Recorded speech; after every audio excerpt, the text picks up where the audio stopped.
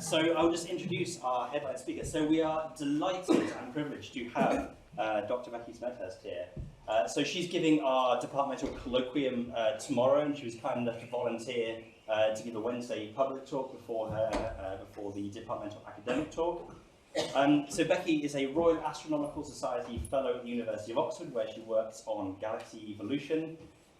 She's won a number of awards and prizes through her career, the Winton Early Career Promise Awards, as well as prizes for her excellent outreach, including writing wonderful books and her fantastically successful YouTube channel, Dr. Becky. So we're delighted that she's here. She's going to tell us all about growing supermassive black holes. So give her a big hand.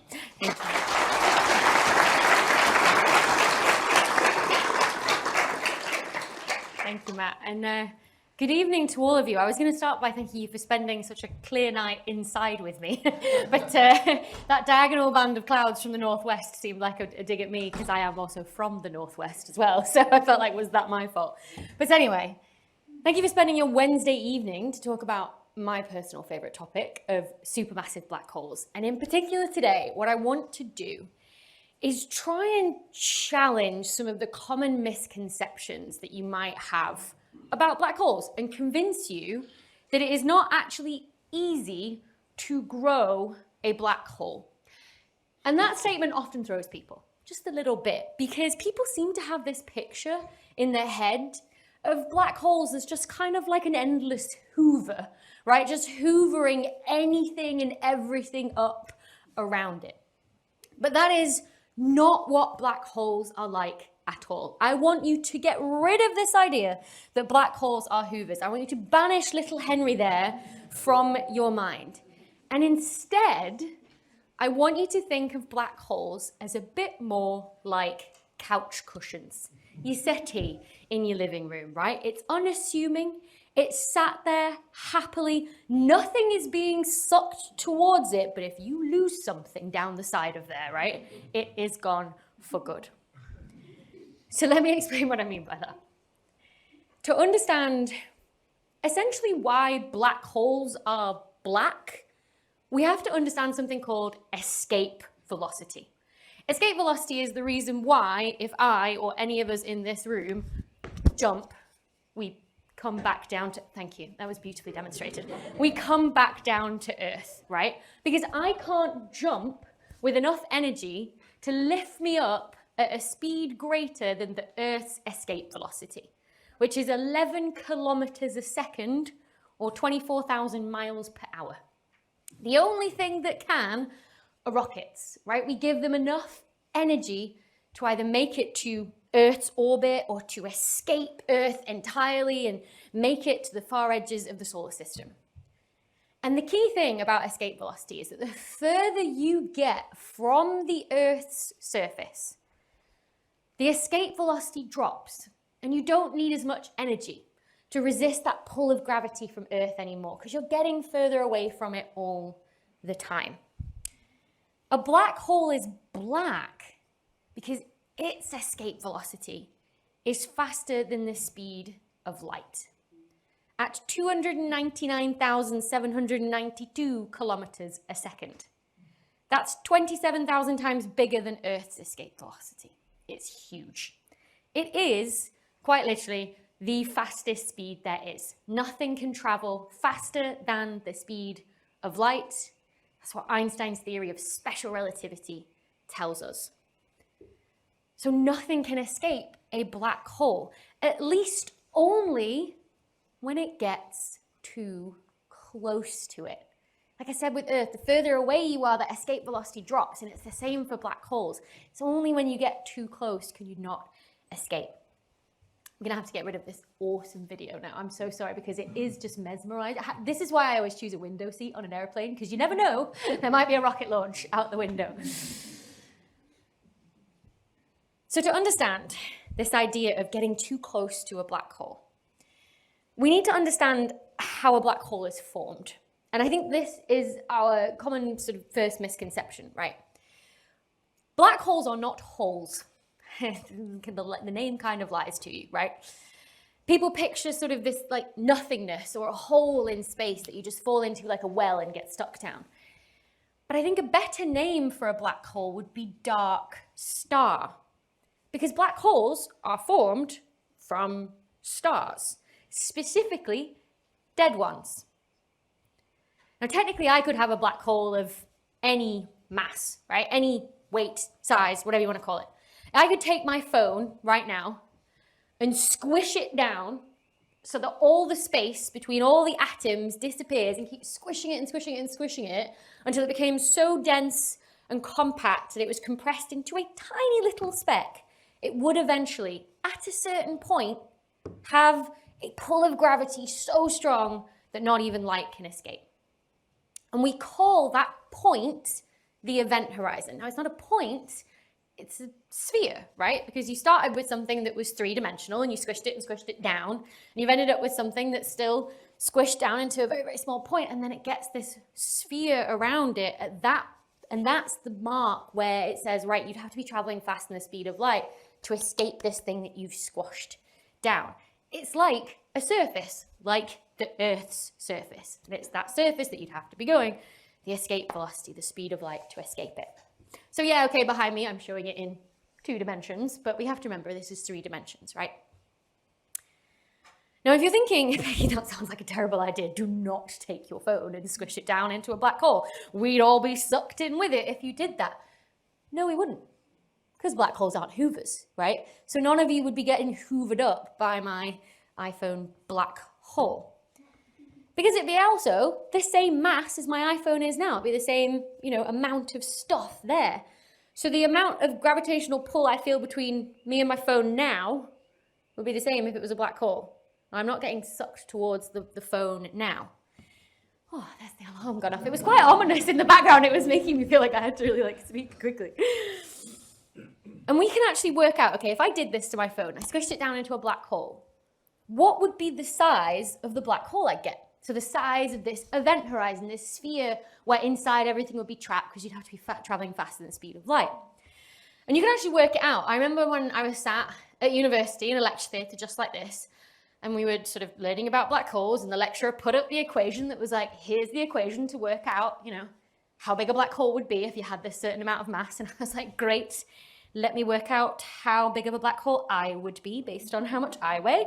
And that was the first thing I did. But now we can do it with this iPhone as well. A 1.9 kilogram iPhone 13, which is what this is, you plug it into a fairly simple equation, you get out that the size of the event horizon that it would have would be, and I'm going to take a very big deep breath here, 3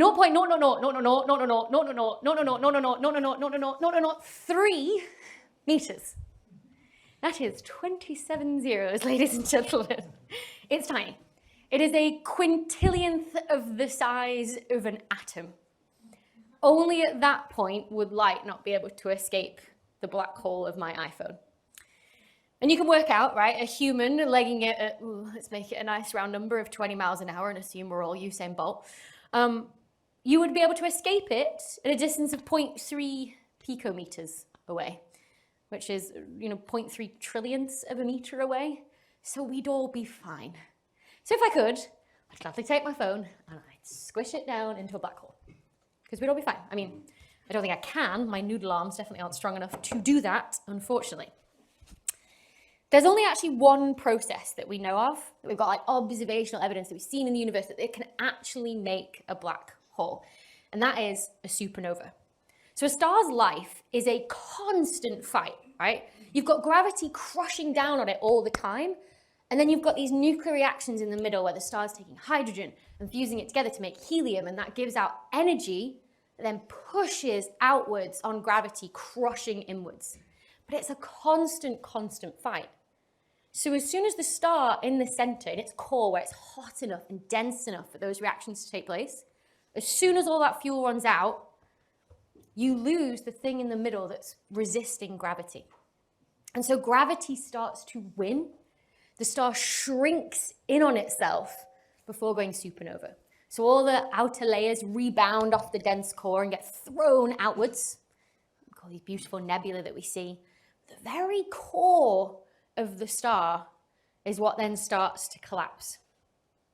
What's left behind depends on what kind of star you started with in the first place. So if you actually start with something like the sun, at the end of its life, won't make a black hole, sadly. I'm sorry to disappoint all of you who were hoping that the sun would become a black hole one day.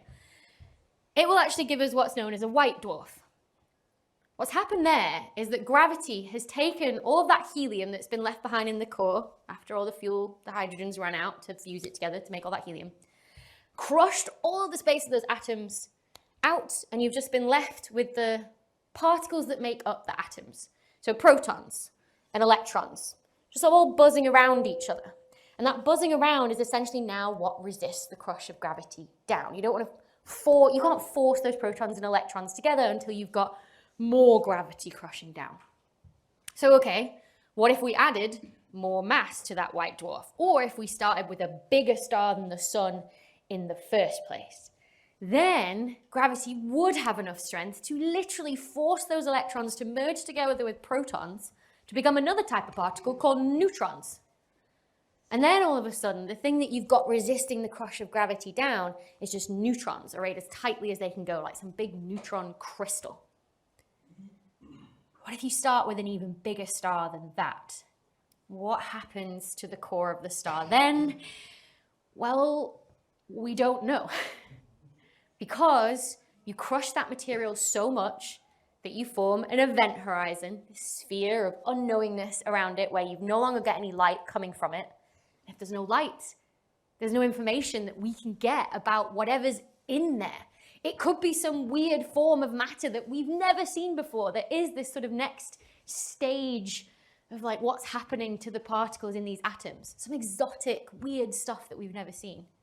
Or it could be what the maths tells us, that everything just gets squished down into an infinitely dense, infinitely small point that we call a singularity. We just don't know because we can't get any information from it. And this is one of the things that if you are a scientist that studies black holes, you kind of have to come to terms with. The fact that you will never know, and it's your life of a scientist to ask questions and find out things, but just from the laws of physics as we understand them, we will always have that question mark. It's really annoying. So this is why I like to say that black holes probably should be called dark stars. You shouldn't picture them as holes, you shouldn't picture them as hoovers. They're just sort of like the next stage of the evolution of stars. You know, if we were going to make a Pokemon reference, this is the time that we would do it. I'm a millennial, so I was going to do it at some point, right? But I like to think of them as this next stage of the evolution, right? If you just keep adding more and more stuff to these dead stars, eventually you're going to make a dark star, aka a black hole. So now, I hope we understand black holes a little bit better. There's one more misconception I want to get rid of out of your brain, and it's the fact that we can't see black holes. We can, technically. They're not really black at all. Okay, yes, we can't get light from the event horizon. That question mark is always still going to be there. But actually, black holes are some of the brightest objects in the entire universe. We can tell that black holes are there because of what they do to the stuff around them. The stuff that does get just close enough to actually get heated up so it becomes incredibly bright. This is how we see the majority of black holes and know that they're there. Maybe you've got a nearby star that is close enough so that the black hole can start drawing in material around it. It gets sped up to huge, huge speeds and heats up due to friction. It starts to glow in things like UV light and X-ray light so that we can see it. They are whoppingly bright when they do this. And so if you actually look at the night sky, not in visible light like we see with our eyes, but in X-ray light, so much more energetic light, it's got a very, very high frequency, you can actually see where the black holes are. So what you're looking at here is the entire night sky, but it's been projected down onto a flat surface, right? So you've taken the inside of a sphere and squished it down. I don't know if you've ever tried to like peel an orange in one go and then see what you're left over with the peel, but if you try and flatten it down, it's not making a nice, perfect shape, right? And so if you take the inside of a sphere and flatten it down, you get this kind of like oval shape. So that's what you're seeing here. And every single dot is not a star, but a growing black hole. Might be some neutron stars in there, but mostly they're glowing black holes. Now what you've got in the center, running all the way through the middle there, you can see there's probably a slight concentration of them. That's actually the black holes in our galaxy, the Milky Way. Milky Way is kind of like a flat, like frisbee shape. So you're seeing the frisbee shape on its side, where all the stars are, and where all the stars that make black holes are, so you end up with a lot of black holes in that middle bit. That's where things have gone supernova and formed those black holes. There'll be other ones from our galaxy dotted around in the rest of the image, but mostly off that central bit, the dots that you can see there are not black holes in our own galaxy, but they're supermassive black holes at the centers of incredibly distant galaxies. Things like this. You might remember this image from when it was released about 5 years ago now, dubbed the big orange donut by most of the press, right? It was the first ever image of a black hole that we got. It is, what you're seeing is radio light, so this time less energetic light, big long sort of lazy wavelength kind of light. Radio light from the material that's spiraling around the black hole itself. And this one is the supermassive black hole at the center of the galaxy, Messier 87. It is 6.5 billion times heavier than the sun. And the entire solar system could fit inside of it. So we've gone from like 27 zeros of the size of an iPhone black hole to you could fit the solar system in the event horizon of this one. And again, the reason we know it's there is because the material spiraling around it gets accelerated to huge speeds by the gravity of the black hole, superheated so it glows. Enough so that we can see this despite the fact that it's 50 million light years away. Take light 50 million years to get to us from it. But how does a black hole grow that big? If you remember, I told you there's only one process that we know of that forms a black hole, and it's when a star dies. And when that happens, you make a black hole that's kind of the same mass of stars. So anywhere from, say, 3-ish times the mass of the sun, so 3 times heavier than the sun, up to maybe 100 times heavier than the sun, if we're really pushing things. Supermassive black holes that we find at the centers of galaxies, though, are anywhere from 1 million times heavier than the sun to tens of billions of times heavier than the sun. So how do you do this, right? Like, we kind of need another Pokemon past Raichu, right? We just need to dig the next evolutionary stage. We need to add more mass, just like before. We need to add more stuff in there so that it grows, so that the dark star gets bigger and heavier and heavier. The problem is that's really difficult. It's not easy growing a black hole, especially by that tremendous amount. You know, where are you going to find 1 million suns from, right? And the reason why it's so difficult is because we have to remember that most stuff likes to orbit other stuff, right? So in the solar system, for example, right? Planets, asteroids, comets, all the random detritus of the solar system orbits the sun. And again, if I could take the sun and collapse it down and squish it and make it into a black hole, why not? Because it would be the same size, like the same mass, the same amount of stuff in there, so it would have the same pull of gravity, and none of the planets would even notice, really. They'd be like, yep, still getting the same pull of gravity from the sun, it just happens to now be a black hole, so off I'll carry on all my orbits. Nothing would change the orbits of the planets. They're on very happy, very stable orbits. You would somehow have to take energy away from a planet, so let's say Earth, because we're on it now. Let's take away energy from the Earth, or even give Earth some extra energy to change its orbit around the sun. You're only going to do that if you have some massive collision or something like that. Maybe then you could change its orbit. But even if you turn the sun into a black hole, the Earth is not going to start getting sucked into this new black hole sun because black holes aren't hoovers, right? Everything will happily just orbit it. And in the same way, stars will happily orbit the center of a galaxy, which is where we find the supermassive black holes. So this is a series of images, like a time lapse. You'll see there's the year ticking by over here in this corner, right? There's many, many images of the very center of our galaxy, the Milky Way. And what you're seeing there is the stars in the very center. And we're basically tracking the movements of those stars over what, maybe like 2 decades, 15 years, something like that. And what you can see, one of them eventually gets a little sort of circle. There you go, that one. Watch that one. And you'll see it loop around and do one full orbit of the middle of the Milky Way. There you go, there's its orbit drawn on and everything. That's a very fast-moving star to do one full orbit of the Milky Way in 12 years. It's actually the star closest to the very center. And from the movements of all these stars, you can work out, okay, if this one's moving this fast at this amount and this one's doing that, you can work out how big the thing is that they're orbiting around in the middle, how massive it is, how heavy it is. And when you do that, you find that it's an object that we can't see, there's no light coming from it, that's 4 million times the mass of the sun. It can fit inside Mercury's orbit. So 4 million suns inside of Mercury's orbit. The only thing that can be is a supermassive black hole.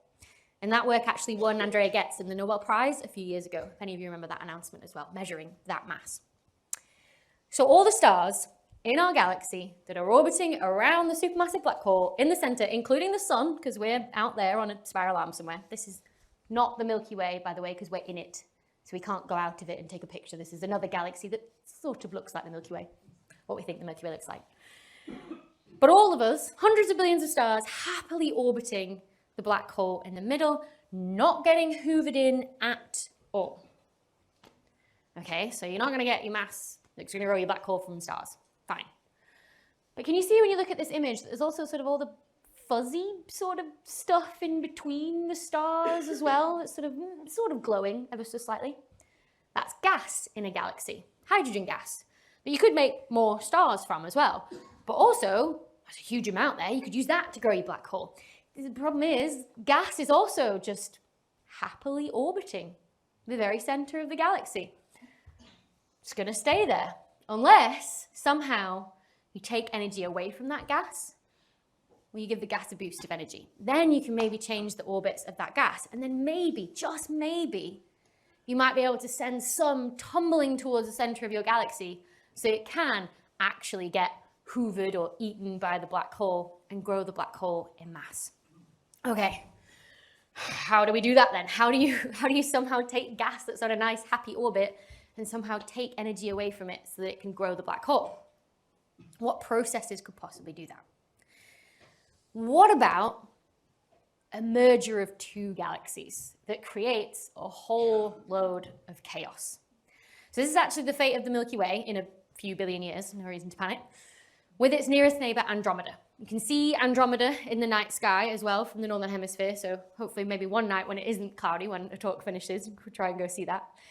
But in a few billion years, they're expected to collide and merge together and become one galaxy. And no 2 stars will collide in that process because the space between stars is big enough to lower that probability. But hopefully what you'll see is that the sort of forces of gravity essentially end up like scrambling things up and shifting things around.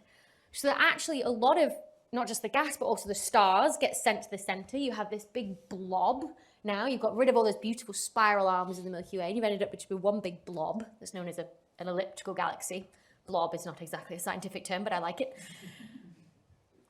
But this is what we think will end up happening, is that not only will you change the shape in stars, but also you'll scramble up that gas and send some of it tumbling towards the center to hopefully get eaten by the black hole.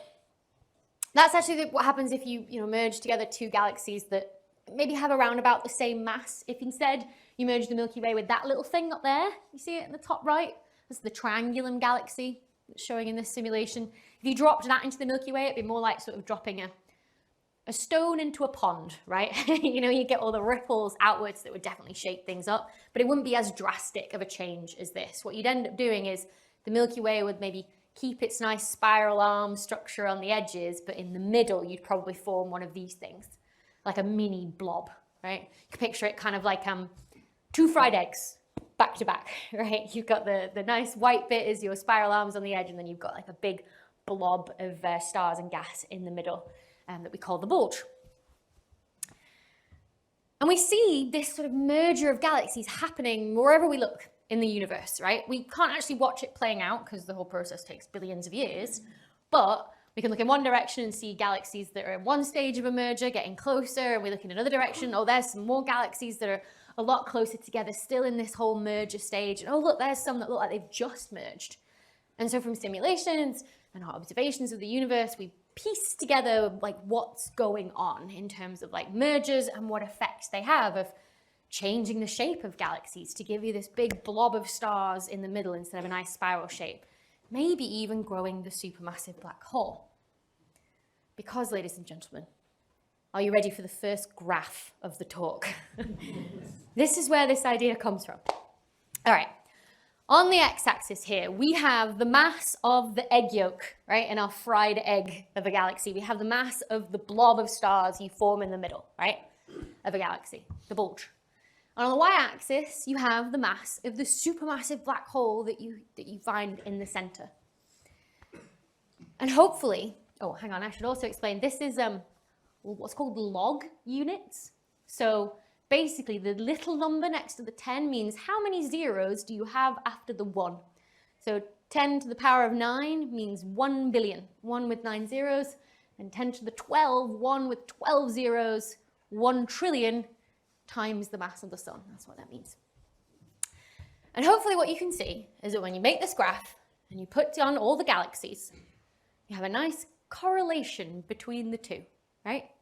Basically, the heavier your galaxy's little blob of stars is in the middle of it, the heavier the black hole is. We say that the two co-evolve. You grow one, you grow the other, right? You grow them together. And the thing is, this bulge of stars we know gets grown if you have a merger. If you have a giant chaotic merger of two galaxies the same mass, you make something that's entirely a blob. And if you have something that's, you know, just like a little ripple into a pond of a smaller galaxy, you make just a little blob in the center. But either way, we think that the blobs, the bulges, are grown by mergers. So if these two things correlate, great. Black holes must grow in mergers. It must be mergers of two galaxies that are scrambling up all the gas and send it tumbling towards the center to grow the supermassive black hole. Great. Problem solved. That's how supermassive black holes grow. The problem is with that whole nice, neat little picture is that not all galaxies have had a merger. The Milky Way, for example, doesn't really have that much of a blob in the center. So how does it have a supermassive black hole then? There must be some other process that can do this. Basically, what my science question asks is, what about these things, right?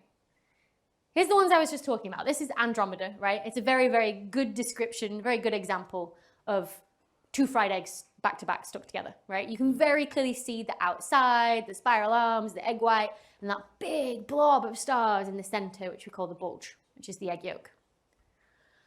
And then on this side, you've got something that's basically entirely just spiral arms. There's no blob in the center. This is essentially like the egg white omelette of the galaxy world, right? There's no yolk there at all. And so my science question is, well, what about the black holes in those things? How big are they? How supermassive are they? We know the Milky Way's black hole is 4 million times the mass of the sun, and it's not really had a merger in 10, 11, 12 billion years, the Milky Way astronomers think. So how did it grow so big? And do we know that these don't have supermassive black holes, or do they have supermassive black holes? We just don't know. Someone's got to go and find out. This is my research topic, right? And the first thing you got to do if you want to go study these things is you got to go find a load of them. So that was the first job.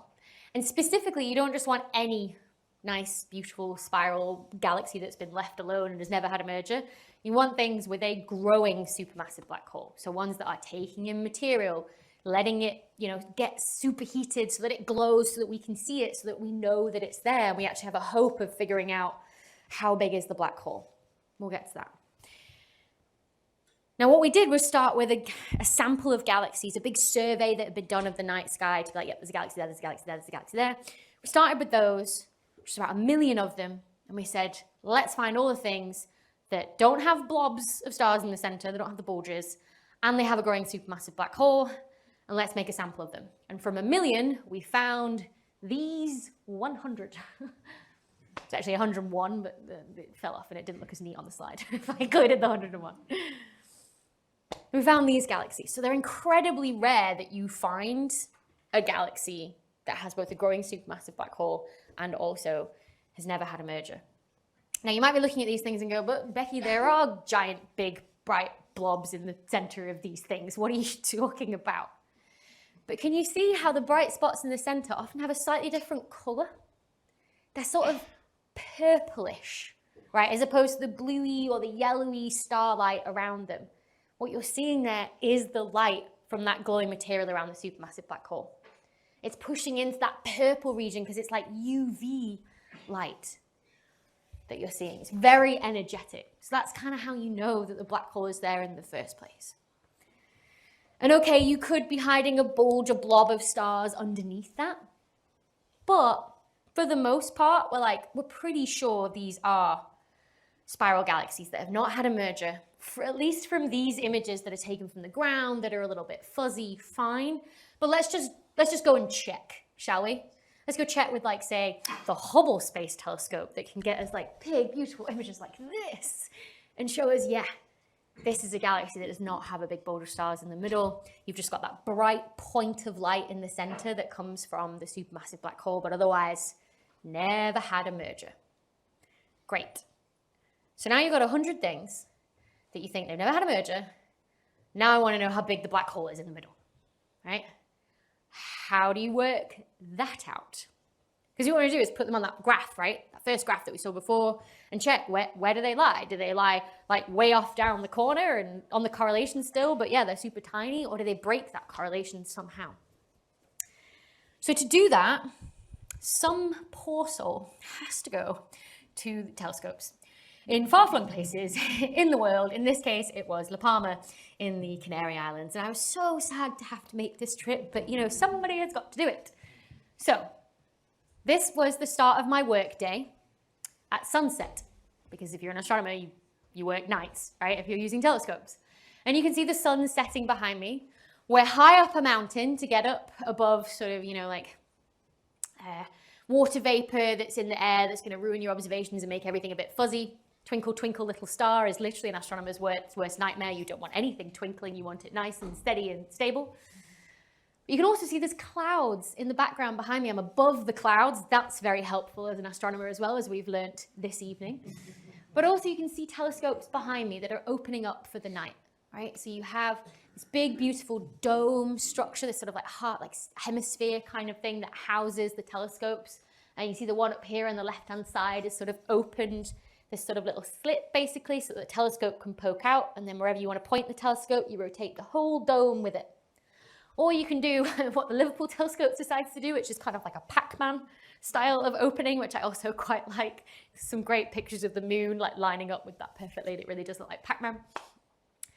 And we were using, when we went to do this, the Isaac Newton telescope, which is a UK-owned telescope.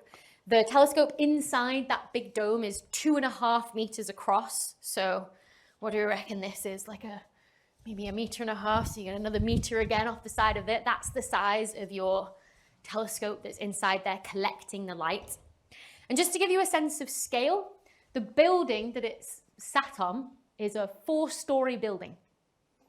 It was built in the 1970s, and it was built so big because it was the only telescope on the mountain at the time. So they had to build things like, dormitories and bathrooms and kitchens and libraries so the astronomers could work in there as well and things like that. It was a living quarters for anyone who was using the telescope.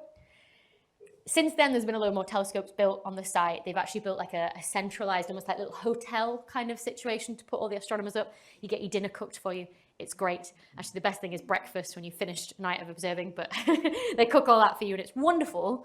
But it also means that this building is now practically abandoned as a 1970s time capsule. In the day, it's wonderful. At nighttime, it's terrifying. Especially because when you're observing in the control room up there, and that sort of little thing that boops out, your bathrooms are in the 1970s abandoned building. You can't turn on any lights because, God forbid, a light escapes that's going to ruin your observations. So you're literally walking through a pitch black abandoned 1970s building. And it's like you can hear the cinema's worth of people just screaming at you to turn on a light. But it's okay. I went through the fear and got data, which is what we all went for in the first place, right? That's why we do it. So what data were we trying to get? Like I said, we had this sample of black holes that were glowing, right? And the stuff that was glowing is the hydrogen gas that's spiraling around the black hole. Hydrogen, the most common thing in the universe, is what makes up stars. You could make stars out of that gas, but as we just heard, it tumbles towards the center and it ends up growing the black hole. So we were trying to observe this glowing hydrogen, right? So to understand what we see when we look at hydrogen, we need a chemistry lesson. I know, I'm so sorry, you signed up for a physics talk and I'm giving you chemistry, how dare I? So a quick refresh, or a quick lesson for those who've never come across it before. You have a hydrogen atom, it's the simplest thing you can have. One proton orbited by an electron. If you shine some energy, some light onto that proton, you essentially can give the electron energy. So it's like, I don't want to orbit the proton here. Well, I'm going to jump and I'm going to orbit the proton up here instead. In the next place that I'm allowed to, that makes this sort of, like perfect circle, that have enough energy to do that. But it's not supposed to be there, and eventually, electron will give that energy back out and drop back down. And it gives that energy out as light. Now, quantum mechanics tells us there are only certain places that an electron can orbit a proton. And they have the exact same energy levels every single time. So every time that electron makes that drop back down, it has to give out the amount of energy that separates them, which is always exactly the same. So it's always the exact same energy that's given out as light. And when you give out the same sort of like energy light, it's always the exact same wavelength or color. Always the exact same color. So if you take light from the center of your galaxy and you split it through a prism, Pink Floyd Dark Side of the Moon style, you will get a trace of how much light at each color you get, right, in your rainbow of light from that galaxy. And you will get a peak, a bright, sharp peak for all that hydrogen gas that is glowing near the black hole. It will be this big, sharp, sort of stalagmite, whichever way around. You could just turn it upside down, it'd be the same. It would look like this, essentially, right? Here's our second graph of the talk. If you've got wavelength of light on the x-axis, so your color of your light here, and on your y-axis, you've got the amount of light that you get, and you have all this hydrogen in the center of your galaxy giving out light, that's what you should expect to get, this big, bright spike of light at that color. That's not what we see, though. It'd be nice if it was that, but it's not. Instead, we see this. The white line is real data taken from that Isaac Newton telescope that I showed you before of the hydrogen gas that is spiraling around the black hole. The blue cyane line is a fit to that data, and then the red one, I've just like shifted it down so that you can see the shape better. It's not a super tight, sharp peak. It's been like smeared out. What's going on here? People who've been like paying attention, you keep saying this gas is spiraling around the black hole. That means it's moving. That means some of it is coming towards you and some of it is moving away from you. So it's getting Doppler shifted.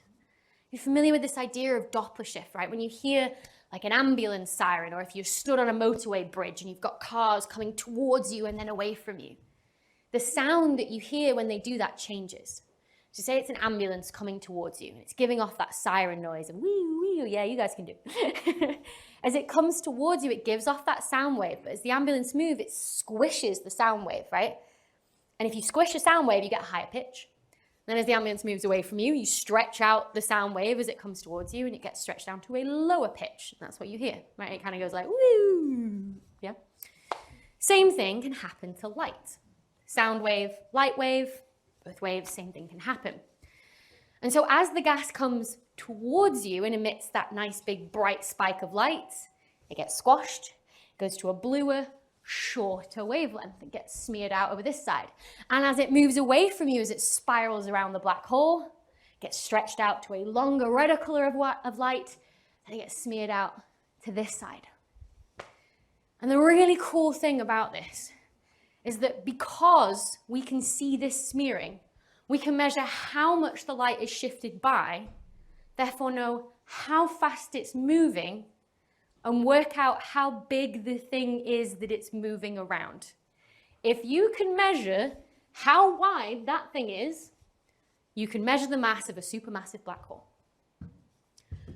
Which is insanely cool. Like, can we take a minute to appreciate how cool that is? Like, it gives me sort of like, you know, when I was doing this, and I was just like, this is incredible that I can do this as a job and someone will pay me. How did I pull this off? But like, as humans, the fact that we have figured out how to do this, like, think about how many things we had to go through, like I said, to reach this point. First of all, we had to work out that black holes existed and that they were at the center of galaxies and that they could grow supermassive. But we also needed to know some chemistry and some quantum mechanics. And all the engineers had to figure out how to build a telescope and how to split the light and how to record that accurately enough so that we could do so many areas of science, right? Literally had to come together to make that incredibly, what is almost like a simple measurement at the end of the day, just measuring how wide that thing is, to measure the mass of a supermassive black hole. Looking at this, it is the literal sort of embodiment of standing on the shoulders of giants, to me. There are so many things that have to come together to make that possible. It's incredible. It blows my mind. It blows my mind. But back to graphs. I mean, we're already on a graph, but back to another graph. Remember this one from before.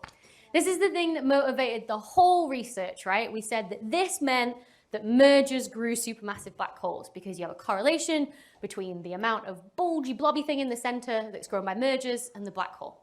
And what we wanted to do was go away and measure the supermassive black holes with that telescope we just saw in the center of galaxies that have never had a merger and see where they are on this plot. Let's do that then. Let's add the points. There they are. I was going to get you to drum roll, but I thought that was too dramatic. Now, you're probably a little bit confused because you're like, well, why are they all arrows, for one thing, and why are they all pointing this way? There's something called upper limits. So do you remember before I showed you those images, and I was like, you probably like, they have bulges. There's these big blobs in the center. And I was like, no, that's the black hole light, right, that you could see. You could technically hide a bulge under there, right? And so you have to model for that. And you say, okay, well, if you could hide a bulge of stars under there, what's the maximum amount of like mass in that bulge, you know, heaviness in that bulge that you could hide? And basically that's where the end of the arrow starts. And you're basically saying, but it's probably over here somewhere, right? If we could technically measure it, but we can't. And if we were going to fit a line to that, it's probably over here somewhere, right? And this sort of like dicky bow shaped thing, that's the sort of correlation line that you draw. Which I hope shows you how incredibly weird these galaxies are. First of all, if you just go straight up to the highest arrow up there, that is a black hole in the center of a galaxy that has never had a merger. It has a black hole of 1 billion times heavier than the sun. What? If the only way to grow supermassive black holes is through galaxy mergers, how did that get so big? That doesn't make any sense. None of those points on there, those arrows, make any sense under that way we think that black holes grow. It would be nice to know where exactly they are on this plot, but with observations we can't get that. But thankfully, it's not just observers that use telescopes that work as astrophysicists. There's people who like to code things on computers and basically try and simulate the entire universe that just work down the hall from you, and you can be like, hi, have you looked at this in your simulations? And they go, yeah, sure, here's the data points. And you go, great, I can put them on this plot, at least in simulations. And it's almost like you can see where the arrows are all actually going to shift to if we could measure that. And you can see they're so much bigger than you would ever think given this correlation. So what's going on here? Well, the fun thing is with simulations, you can like rewind time. You can do all sorts that you can't do with observations, right? You can be like, tell me what was going on like 10 million years ago. And let's track, how did the black holes grow? Where did all the stuff come from that's in black holes today? How did it get there? How much of it came from galaxy mergers? And so if you do that, you get this plot, right? I don't know why we're going to blame the fact that they're simulators, but today's on this side of the plot. This is now, and then you're going back in time this way. I know, they're strange people. But that's time, okay? And then on the y-axis, you have how much stuff is in black holes, how much they've grown cumulatively. And the red line there is the stuff that's gotten into black holes from mergers. And if you go from the early universe and you go all the way up to today and you follow that red line up, you get to 35% of all the stuff in black holes got there because a big merger came and scrambled all the gas up and sent it tumbling towards the center. Everything else is not mergers. So what is it? Essentially, that's my research question now. We went away, we measured the masses, we showed, oh, actually, these are weird and this breaks things, and oh no, it broke things. Actually, that's kind of good because now we've got more science questions to ask, like, well, what is growing them then? And we've got to figure that out. The problem is I don't know yet. I'm still working on it. That's the whole fun bit of research. Fun bit of research, is not knowing and trying to figure these things out. Maybe I'll have to come back in a few years' time to give another talk to try and let you know what I've been up to. And then hopefully we can find out together what actually is then growing supermassive black holes. So, how do black holes grow? They're not hoovers. If that is one thing that you take from this entire talk tonight, it's this that I want you to remember, okay? That they are not hoovers. We are not about to fall into one. We are okay. Sometimes it seems like supermassive black holes get that big because of two galaxies merging together. That was how we thought that all supermassive black holes grow, what we used to. But now we think that that's only 35% of the time. And 65% of the time, it's something else. The something else that we're working on is that perhaps just the existence of spiral arms, they act like a funnel. And as they move around the galaxy and drag things around, they send stuff towards the center. Or maybe it's that the galaxy can actually take in material from what we call the cosmic web. That's this big gas web that connects everything together, all the galaxies together in the universe. Perhaps because they're so isolated and left alone and calm, everything can sort of trickle in towards the center that way. Maybe it's even something called a bar in a galaxy, where sometimes the spiral arms don't go to the center, but they connect to this big long structure in the middle that then could also funnel gas. We're working on figuring it out. But if there's one thing, apart from the Hoover, apart from Henry Hoover, that I want you to remember from this talk today, it's that black holes, yep, they aren't endless Hoovers, but they're more like couch cushions. Thank you very much.